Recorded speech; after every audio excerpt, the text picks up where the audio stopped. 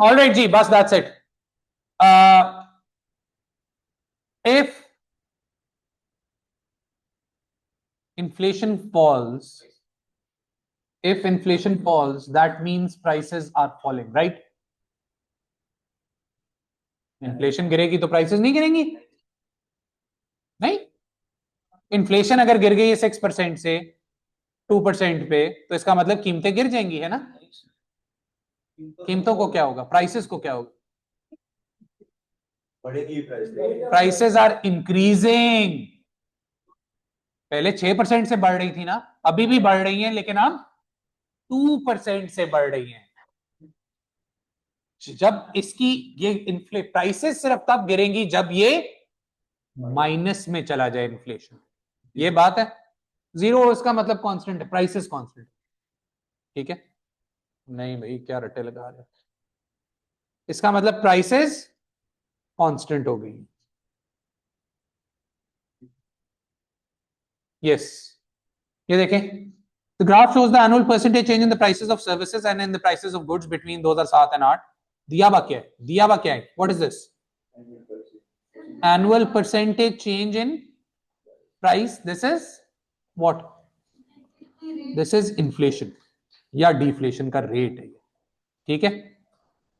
अब क्या कंक्लूड कर सकते हैं इधर से. On average, the prices of services was higher than the price of goods throughout the period. Services की प्राइसेस हायर है. वो कैसे बता रहे हो आप? हो सकता है सर्विस हो 4 रुपए की और गुड्स हो 4 करोड़ रुपए के, 4 बिलियन के. ये तो परसेंटेज चेंज है ना. ये तो बता रहा है कि जितने की भी वो है, इससे ये थोड़ी पता चल रहा है कि सर्विसेज महंगी है और गुड्स सस्ते हैं. We don't know what the price is. Next, the average price of goods was higher in. How do we know price then in 2010? नहीं, रुक जाए. Average price was higher in 2012, goods की बात कर रहा है, देन इन 2010. नहीं, through out इस यहां से पीछे पीछे के अलावा इधर प्राइसेस कॉन्स्टेंटली गिर रही हैं, कॉन्स्टेंटली गिर रही हैं. तो इधर जो भी प्राइसेस थी अगले साल वो और गिरी.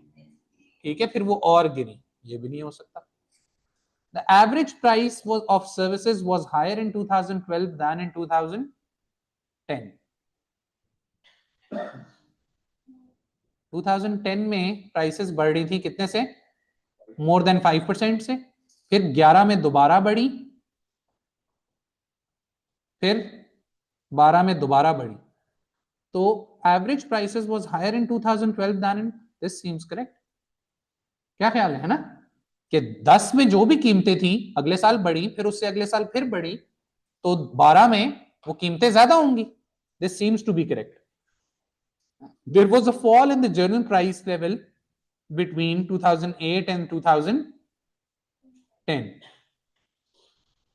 Fall in the general price level 8 और 10 में.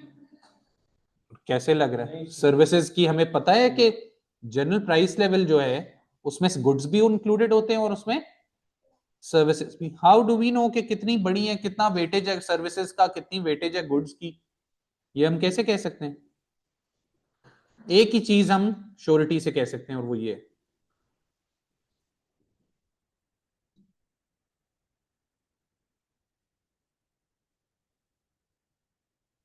हाँ जी, this one. A country experienced an annual deflation rate of 2% for 4 successive years. Which statement is correct about the 4-year period? पहले साल what happened? Prices fell by 2%. अगले साल prices fell by 2%. अगले साल prices fell by, उससे अगले साल prices fell by 2%.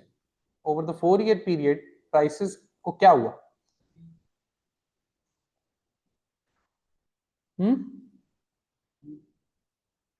prices fell by less than 8%, exactly 8%. Value of money गिर रही है, वैल्यू ऑफ मनी तो बढ़ रही है। वैल्यू ऑफ मनी, अभी हमने कॉन्सिक्वेंसेस करने हैं, लेकिन वैल्यू ऑफ मनी बढ़ रही है। ए क्यों नहीं? 2% से तो 8% बन रहा है। यस, फर्ज कर ले ईयर 0 ए नहीं है, एग्जैक्ट 8% से नहीं, 8% से कम से गिरेगी। और अगर ये बढ़ रही होती तो वो 8% से कम से ज्यादा से बढ़ती। क्यों? ईयर 0 में फर्ज कर ले हमारी बास्केट है 100 की, तो अगले साल कितने की होगी? फिर 98 का जब 2% लेंगे तो वो 2 से थोड़ा सा कम होगा, तो ये 96 पॉइंट समथिंग बनेगा। ठीक है, 0.4 या 0.2 बनेगा। फिर इसका जब 2% कम करेंगे तो वो 94.8 समथिंग बनेगा, ये फिर 93 समथिंग बनेगा। तो गिरेगा, लेकिन it will fall bye less than 8%। ये बात समझ आई है? क्योंकि वो कम होती जा रही है ना वैल्यू, तो उसकी परसेंटेज भी फिर अगले साल कम निकलेगी। ये किया था? ये नहीं किया था? चलें, हरी अप चेक करता हूं मैं भी आप। ये ऐसा एक मिलता जुलता किया था, दोबारा करें। ये पक्का करेंगे, फिर एमसीक्यूज, एक एक एमसीक्यू की गेम है सारी।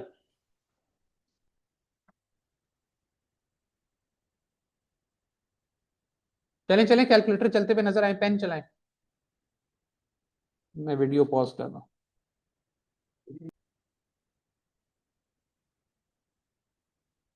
ब्रेड, हाँ आप करें, ऊपर ना देखें। मीट, मिल्क एंड वेजिटेबल्स, ठीक हो गया। यहाँ परसेंटेज चेंज इन प्राइसेस आ जाएगा और यहाँ वेट्स आ जाएंगे। अब वो कह रहे ब्रेड की प्राइस गिर गई है तो -10%, मीट की प्राइस बढ़ गई है तो 20%, मिल्क और इन दोनों की प्राइसेस 10% बढ़ गई है। वेट्स, अब इसको पूरे को ऐड कर ले, दिस इज 10, तो यू कैन राइट 4/10 या 40%, जो भी आपको सूट करता है। 3/10, 2/10, 1/10।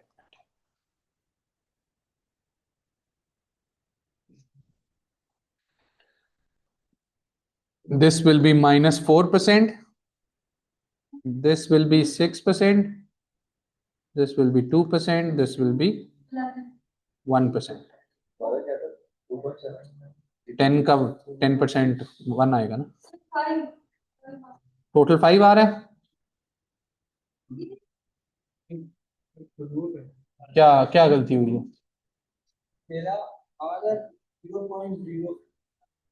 किस तरह आ रहा है? परसेंटेज हटा रहे हो ना, ये परसेंटेज रहने दो।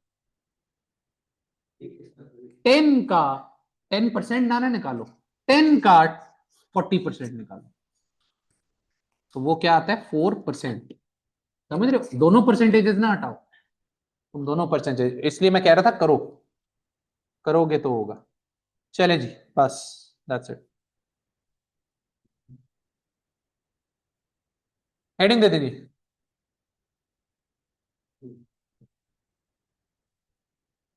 causes, reasons, types of inflation.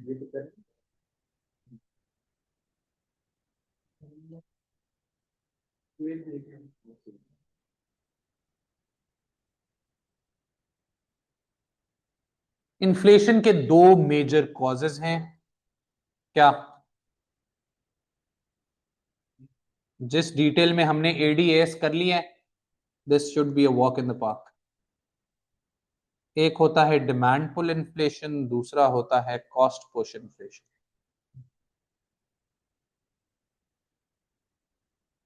एक नोट लिखें, अपनी जिंदगी आसान रखें, एग्जामिनर भी रिक्वायर नहीं करता।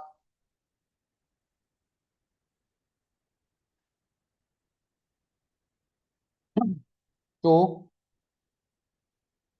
बोथ ऑफ दीज, थोड़ा सा और लेट होते तो बस बेहतरीन, जरूरत ही नहीं थी आने की। Show both of these on SRAS। Short run में दिखाएं, लॉन्ग रन में दिखाने की कोई जरूरत नहीं है। Causes of inflation, demand pull और कॉस्ट पुश हमेशा SRAS के साथ दिखाना है।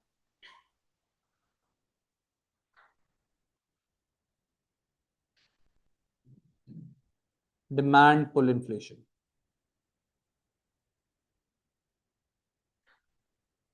What is demand pull inflation? Absolutely wrong. देखो ना, ये मैं कह रहा हूं ना, है यही एक ऐसा वर्ड है, वो आप ना लिखो, एग्जामिनर नहीं नंबर दे रहा। और बहुत बेसिक सी बात है, कभी कभार मिस भी हो जाता है।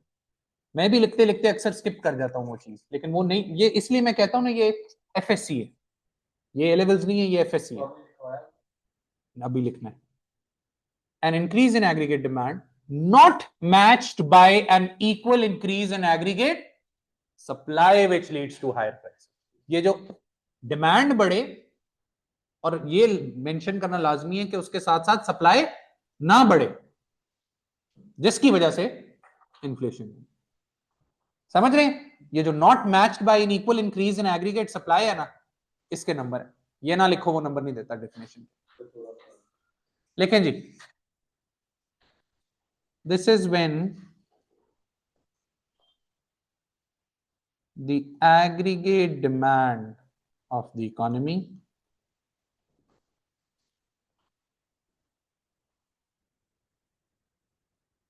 increases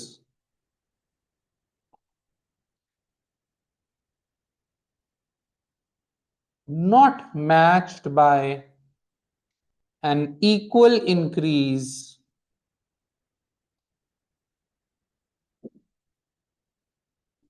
in aggregate supply leading to higher price levels in an economy। बात समझ आई?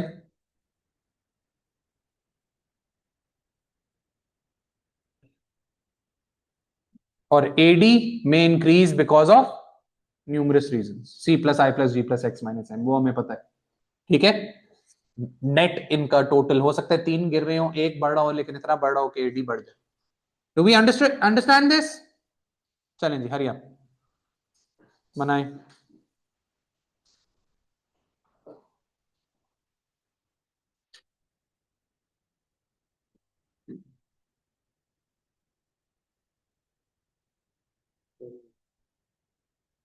स्पीड बढ़ाओ ना यार, तुम क्या कर रहे हो? स्पीड बढ़ाओ।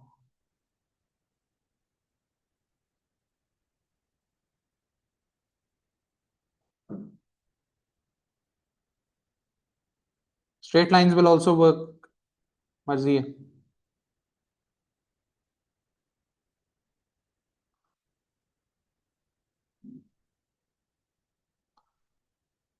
किसी भी रीजन की वजह से अगर एग्रीगेट डिमांड आपका बढ़ जाता है,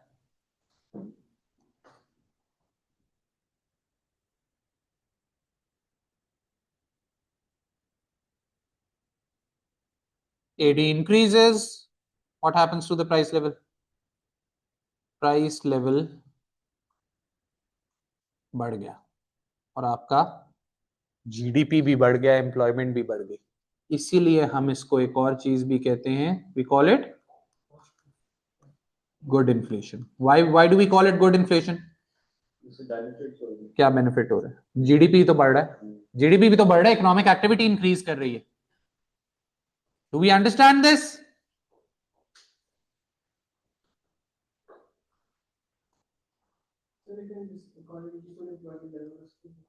उसका तो सीन ऑफ है, वो वैल्यूएशन में लिखेंगे ना। Rightward shift in AD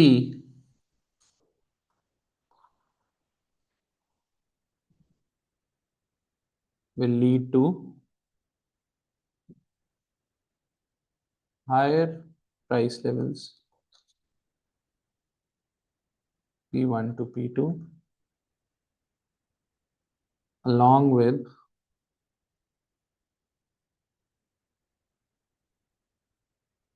along with higher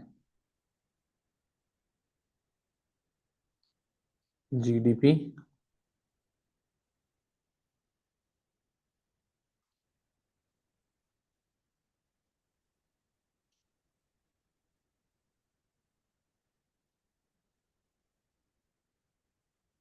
and employment levels.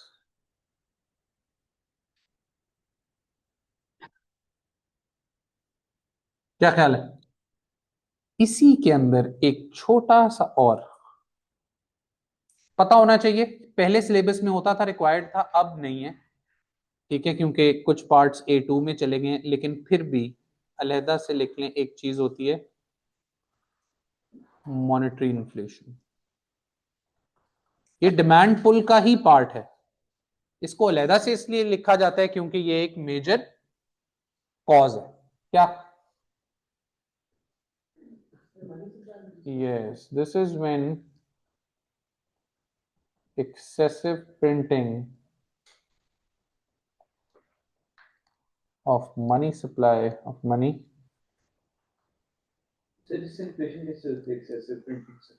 हर किसी को 1 करोड़ रुपया दे दूं मैं पाकिस्तान में, 25 करोड़ लोगों को 1-1 करोड़ रुपया दे दिया, ये अवाम क्या करेगी? सबसे पहले इनसिक्योर अवाम है, ये घर खरीदेगी और गाड़ी खरीदेगी। 25 करोड़ घर है नहीं, ये जो अभी घर 2.5 करोड़ का है, ये 2.5 अरब का हो जाएगा, वैल्यू हर चीज की गिर जाएगी। वीडियो दिखाऊंगा कल आपको, बड़ी इंटरेस्टिंग एक। This is when excessive printing of money leads to what? Leads to, नहीं 2020 में पाकिस्तान में, ये आखिरी जो बहुत ज्यादा, नहीं अमेरिका में नहीं हुआ, जिम्बाब्वे का केस है 2008 7 8 5 6 7 8, तो उसमें दिखाऊंगा, वीडियो दिखाऊंगा। दिस इज ईरान का भी हुआ, ईरान का रिसेंटली हुआ। यस, नहीं 2 मिनट की video. This is when excessive printing of money leads to an increase in aggregate demand, more money chases the same goods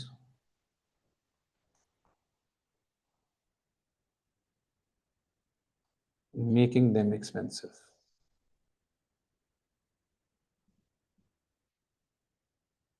जी, बात समझ आई? Is this clear? ये है आपकी क्या? लेकिन अगर इसमें वैसे एक बंदे को इस हिसाब से दी जाएंगे, उसके पास कितना पड़ा हुआ गोल्ड, हाँ, उसके पास कितना गोल्ड पड़ा हुआ नहीं है, अवाम गवर्नमेंट के पास कितना गोल्ड है। लेकिन अब जो है, पहले प्रिंटिंग होती थी गोल्ड के अगेंस्ट, लेकिन अब 70s में, लेट 70s में ये खत्म हो गया, क्योंकि दुनिया में इतना गोल्ड ही नहीं जितना हाइब्रिड इकोनॉमीज ग्रो कर गई है।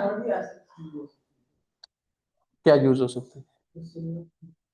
फिर वही बात है ना, सिल्वर की एप्लीकेशन थी, इतना उसकी वर्थ ही नहीं थी सिल्वर की। सिल्वर अभी भी बहुत सस्ता है रिलेटिवली देखा जाए, उसके अगेंस्ट इस तरह पत्थर के अगेंस्ट ना करने शुरू कर दें, हवा के अगेंस्ट।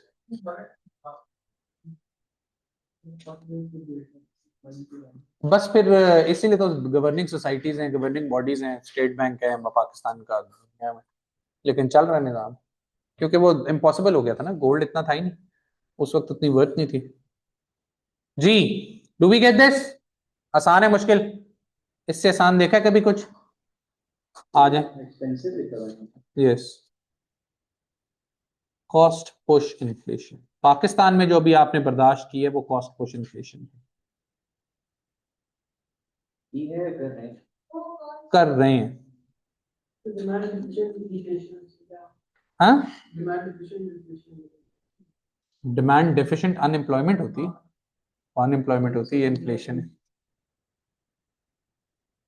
डिमांड कम होने से इन्फ्लेशन तो कम ही होगी। Cost push inflation, this is when cost of production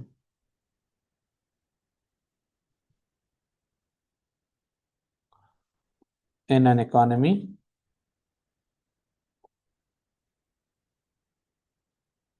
increases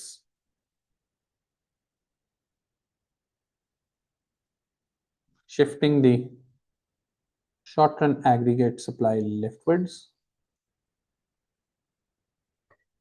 and leading to higher prices.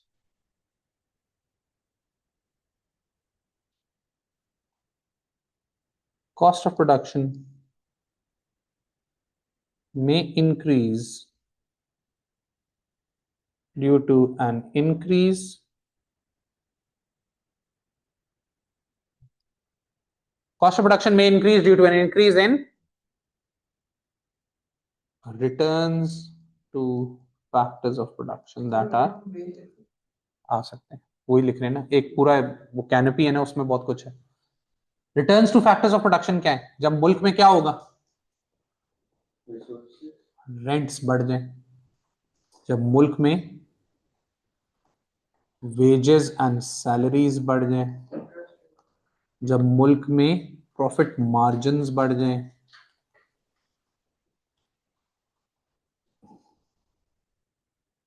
और क्या है एनर्जी प्राइसेस इंटरेस्ट रेट्स की भी एक शर्त है कि how leveraged your firms are definitely जरूरी नहीं है हर फर्म ने बोरो किया ठीक है एनर्जी प्राइसेस में ऑयल इलेक्ट्रिसिटी गैस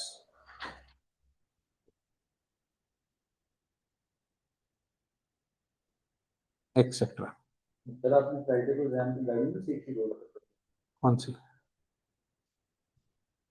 कौन सी गाड़ी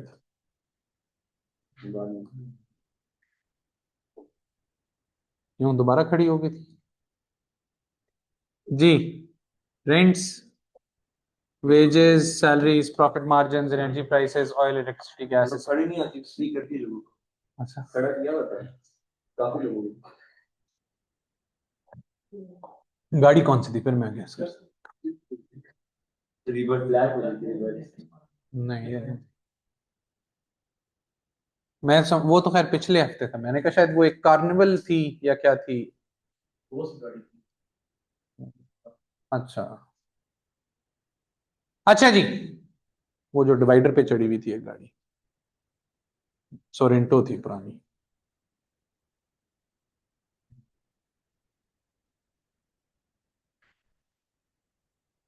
average price level real GDP aggregate demand short run aggregate supply ये कॉस्ट पुश इन्फ्लेशन है कॉस्ट ऑफ प्रोडक्शन बढ़ती है क्या होता है एग्रीगेट सप्लाई को लेफ्टवर्ड शिफ्ट करती है क्या हो गया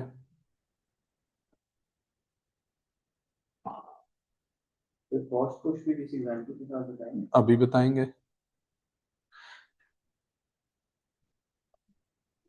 और इसको हम बैड इन्फ्लेशन भी कहते हैं व्हाई इज दैट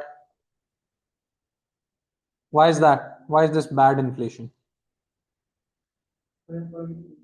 जीडीपी गिर रहा है उसमें एटलीस्ट जीडीपी तो बढ़ रहा था पाकिस्तान में क्या हुआ पाकिस्तान ने कहानी बबल कहां से शुरू हुआ 2000 से 2000 में हमने एकदम दो चार वजूहात की वजह से एकदम ग्रोथ देखी मुशर्रफ कह रहा है पहला रीजन था कि एक तो डॉलर आ गया बहुत ज्यादा ठीक है उससे पहले सैंक्शंस लगे हुए थे हमने 99 में न्यूक्लियर टेस्ट किए हुए थे हालात खराब थे लेकिन अल्लाह की तरफ से 9/11 हो गया अफगानिस्तान पे वॉर हो गई इधर से आना शुरू हुआ डॉलर दरमियान में 2005 में जलजला आ गया और डॉलर तो डॉलर की भरमार हो गई ठीक है डॉलर ही डॉलर आ गया उसके साथ साथ कुछ एक्चुअल ग्रोथ भी हुई कुछ एक्चुअल इन्वेस्टमेंट्स हुई जैसे कि मीडिया एक इंडस्ट्री पूरी जीरो से स्क्रैच से डेवलप हुई बैंकिंग पहले बहुत 4-5 बैंक थे सारे दुबई इस्लामिक अल फलाह वगैरह ये सारे बाद में आए फैसल बैंक वगैरह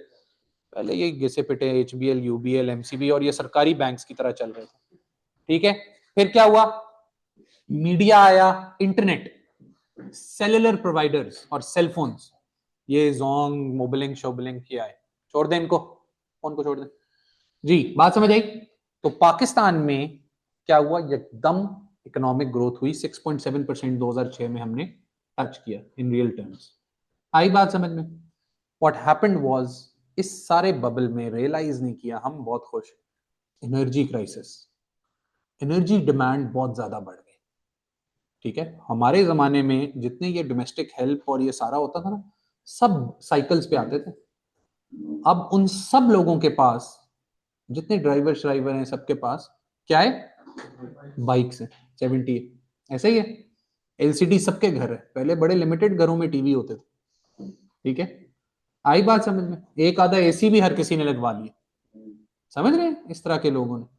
तो रियल टर्म्स में ग्रोथ हुई, लेकिन एनर्जी क्राइसिस एकदम 2008 में हमने रियलाइज किया कि ज्यादा लोगों ने लगा लिया, तो एनर्जी की डिमांड बहुत ज्यादा बढ़ गई, एनर्जी शॉर्टफॉल आ गया। मुझे याद है मैं यूनिवर्सिटी में था, 14 घंटे लोड शेडिंग, 1 घंटा आ रही लाइट, 1 घंटा जा रही है, 1 घंटा आ रही है, 1 घंटा जा रही है, तो भाई मच गई। ठीक है, उससे क्या हुआ कि हमने बहुत ही ज्यादा पैनिक करके हमने आईपीपीस के साथ कॉन्ट्रैक्ट कर लिया, कुछ international independent power producer, furnace oil से बिजली बनाने वाले, और एलएनजी इंपोर्ट करनी शुरू कर दी। ठीक है ना, कोई चक्कर नहीं। ठीक है, तो सोलर तो भी आया है, पिछले कुछ 10 साल में फेमस हुआ है, और पिछले 5 साल में बहुत ज्यादा हुआ है। ठीक है, वरना तो आपने अपने बचपन में देखा होगा कोई सोलर का चक्कर नहीं। तो क्या हुआ, हमने फर्नेस ऑयल कंपनीज जो आईपीपीज हैं, इंडिपेंडेंट पावर प्रोड्यूसर्स, इनके साथ कॉन्ट्रैक्ट कर लिए, इनको बोला आप बिजली बनाते रहे, हम आपसे खरीदते रहेंगे जो अब हम भुगत रहे हैं। ठीक है, वो आ गए, हमारी ऑयल पे डिपेंडेंसी बहुत हो गई। अब ओवरऑल चल क्या रहा था पाकिस्तान में, इफ दिस इज पाकिस्तान, शुरू में फॉर एवरी $100 दैट वाज, बेच क्या रहे थे? बेच आप कुछ नहीं रहे थे, और मंगवाई जा रहे थे। सबसे बड़ी इंपोर्ट तो ऑयल थी, और उसके ऊपर लग्जरी गाड़ियां भी आ रही हैं, लग्जरी चीजें आ रही हैं। ठीक है, क्या हुआ, for every $100 coming in Pakistan, 370 was leaving Pakistan. Dollar की पेमेंट तो डॉलर में होनी है। ठीक है, ये थ्रू आउट ओवरऑल क्या हुआ, ये 2013 14 15 16 17, हम हमारे रिजर्व्स, आपको तो डॉलर मिलता रहा, वो कहां से मिलता रहा? रिजर्व से। एक टाइम आया रिजर्व्स खत्म हो गए 2017-18 में। अब हमने कहा अब क्या करें, तो हम आईएमएफ के पास गए। आईएमएफ ने पहली शर्त लगाई कि आप अपनी करेंसी को डेप्रिशिएट करें।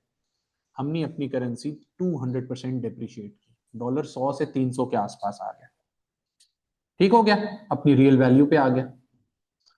अब हुआ क्या, जब करेंसी डेप्रिशिएट हुई बहुत ज्यादा, ये आगे हम पढ़ेंगे अभी, तो हमारी एक्सपोर्ट प्राइसेस गिर गई, लेकिन कोई खास फायदा नहीं हुआ क्योंकि हमारी एक्सपोर्ट्स ही घटिया थी, उनको कोई खास फायदा नहीं हुआ। दूसरा एक मसला हुआ, हमें हमारी इंपोर्ट प्राइसेस बहुत ज्यादा बढ़ गई, और इस इंपोर्ट प्राइस में हमारी एक इंपोर्ट थी क्या? ऑयल। और उस ऑयल से एक और चक्कर है क्या, ऑयल प्राइसेस हमें महंगी पड़नी शुरू हो गई। उस ऑयल से हम 80% क्या बना रहे थे?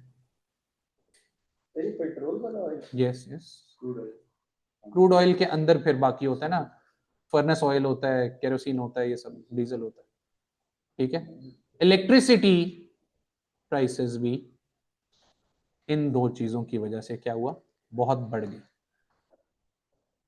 इससे हमारे मुल्क में कॉस्ट ऑफ प्रोडक्शन बढ़ गई, हमारा एग्रीगेट सप्लाई लेफ्टवर्ड शिफ्ट कर गया, और प्राइस लेवल्स 36% इन्फ्लेशन हमने ऑब्जर्व किए। तो कोविड ने थोड़ा सा डिले कर दिया, वरना तो तबाही हो जाना।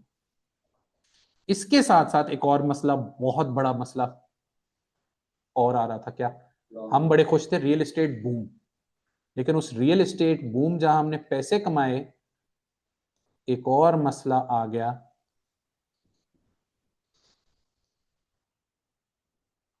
रियल एस्टेट अभी तो नहीं है बूम, रेंट्स तो ऊपर ही है ना, नीचे तो नहीं गए रेंट्स। कॉस्ट ऑफ प्रोडक्शन, उसने भी कॉस्ट ऑफ प्रोडक्शन को फीड किया। तो मेन हमारा मसला था डेप्रिसिएशन, ऑयल, इलेक्ट्रिसिटी, रेंट्स। इन्होंने कॉस्ट ऑफ प्रोडक्शन पाकिस्तान में इतनी बढ़ा दी कि हम आज यहाँ बैठे हैं। तो आपने जो पाकिस्तान ने जो एक्सपीरियंस की है वो कॉस्ट पुश इन्फ्लेशन एक्सपीरियंस। बैठे रहे, चलें जी, इसी के अंदर एक छोटा सा लिखते हैं, इंपोर्टेड इन्फ्लेशन। ये कॉस्ट पुश की ही एक टाइप है फर्दर, लेकिन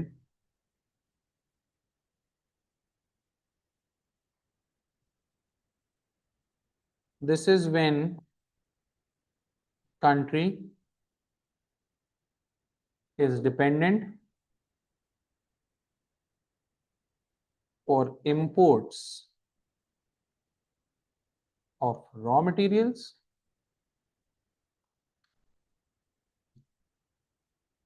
and finished goods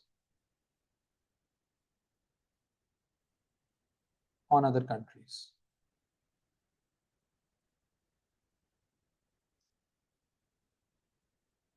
If these countries experience inflation,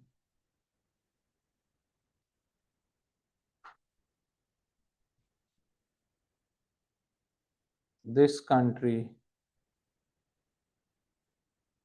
would import inflation along with goods and services.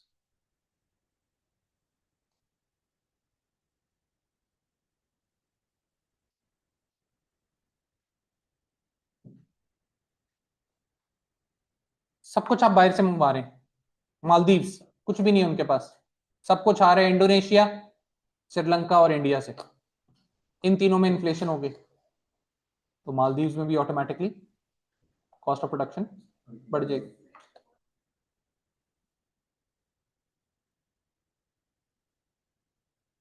You're importing inflation along with those goods and services. Everything you are importing, let's suppose from country X.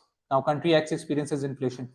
So you're not only importing goods and services, you are importing its inflation along with it. आइए बात समझ.